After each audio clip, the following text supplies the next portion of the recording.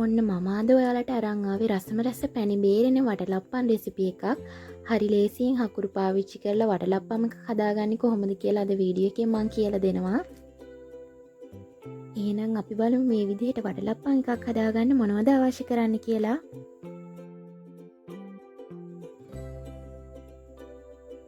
මම මේකට යොදා ගන්නවා උකු පොල් කිරි අඬු කෝප්ප 1/4, හකුරු ග්‍රෑම් 250ක්, සාමාන්‍ය ප්‍රමාණයේ බිත්තර 6ක්, සාදික්ක කැබැල්ලක්, එනසාල්, කරාමු නැටි. දැන් මේ අමුද්‍රව්‍ය තුන හොඳින් කුඩු කර ගන්න ඕනේ.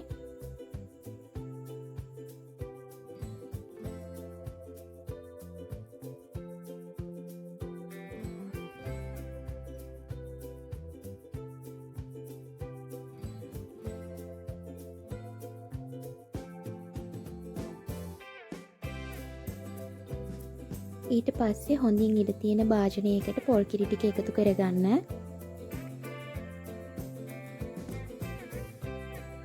අපි දැන් මේ පොල් කිරි එකේ හකුරු ටික හොඳින් දිය කරගන්න ඕනේ. වටලප්පම් හදද්දි ප්‍රධානම දේ තමයි පාට. ඉතින් ඔයාලත් හකුරු වලින් හදනවා නම් හකුරු ගන්නකොට ඒකේ පාට ගැන පොඩ්ඩක් සැලකිලිමත් වෙන්න. එහෙමත් නැත්නම් අපිට සීනි කැරමල් කරලා වුණත් වටලප්පම් එකේ පාට හදාගන්න පුළුවන්. එහෙම අපහසු කෙනෙක් ඉන්නවා නම් මේකට තද පාටට හුරු ඕනම හකුරු වර්ගයක් පාවිච්චියට ගන්න පුළුවන්. හකුරු ටික හොඳින් පොල් කිරි එකේ දිය වුණාට පස්සේ මේකට අපි කුඩු කරගත්ත කරඳු මුංගු කරාමුණේටි සාදික ටික එකතු කරගෙන හොඳට මිශ්‍ර කරගන්න. මීට අමතරව ඔයාලට මේකට වැනිලා ස්වල්පයක් එකතු කරගන්නත් පුළුවන්. මම නම් අද මේකට වැනිලා එකතු කරගන්නේ නැහැ. තියෙනවා නම් ඔයාලට ඒකෙන් ටිකකුත් මේකට එකතු කරගන්න පුළුවන්. දැන් මේ මිශ්‍රණයටම බිත්තර ටිකත් එකින් එක එකතු කරලා විස්ක් එකෙන් හොඳට මිශ්‍ර කරගන්න. ඔයාලට බිත්තර ටික වෙනම බීට් කරලා මේකට දාගන්නත් පුළුවන්.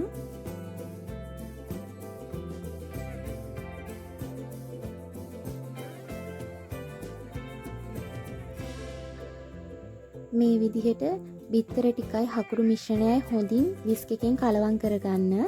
මොකද මේ දෙක හොඳට මිශ්‍ර වෙන්න ඕනේ. විනාඩි 2-3ක් මේක කලවම් කරගත්තාම ඇති.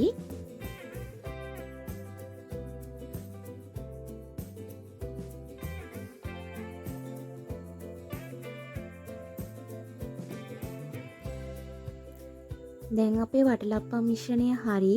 දැන් ඔයාලට මේක ස්ටීම් කරගන්න පුළුවන් භාජනයකට දාගන්න. ඊට කලින් ඔයාලා මේ හදාගන්න මිශ්‍රණය අනිවාර්යයෙන්ම පෙරා ගන්න ඕනේ. ඒ පෙරා ගන්න මිශ්‍රණය තමයි අපි භාජනයට දාගන්න ඕනේ. ඔයාලා ගන්න භාජනය ඇතුලේ හොඳින් තෙල් ටිකක් හරි බටර් ටිකක් හරි ගා ගන්න. එතකොට වටලප්පම් එක හරි ලේසියෙන් ගලව ගන්න පුළුවන්.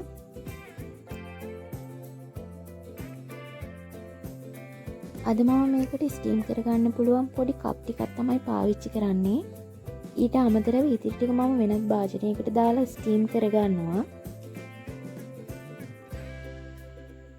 අපි හදාගන්න වටලප්පම් මිශ්‍රණය භාජනයට දාගන්න කලින් ඔයාලට ඒකේ ඇතුළට හකුරු ටිකක් හරි කැරමල් කරගත්ත සීනි ටිකක් හරි දාගන්න පුළුවන්. මම අද හකුරු වලින් හදන නිසා හකුරු ටිකක් තමයි දාගන්නේ.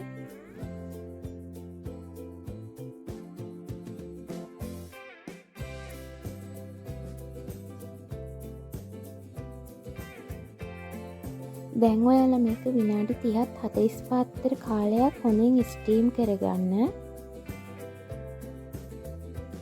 මේ තියෙන්නේ මම මේ විදිහට කප් වල දාලා ස්ටීම් කරගත්ත වටලප්පම් ටික.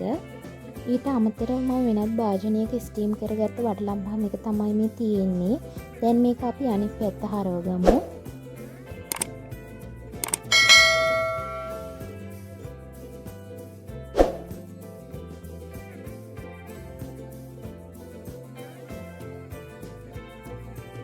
ඉතින් ඔන්න ඔහොම තමයි මම හදාගත්ත වටලප්පම් එක තියෙන්නේ.